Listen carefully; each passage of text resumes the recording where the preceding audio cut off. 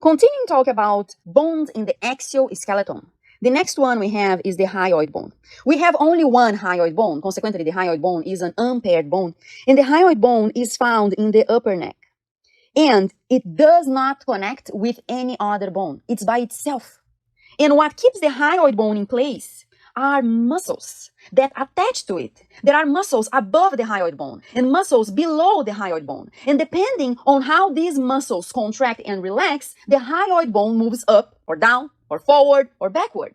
So the movements of the hyoid bone are based on the muscles that attach to it. And these muscles attaching to the hyoid bone are muscles involved with talking and swallowing. Now, if we look at the features of the hyoid bone, we can see that the hyoid bone has basically this U shape, and the top parts of the U are called greater horn, and the greater horn tells you that if you have a greater one, you have a lesser one.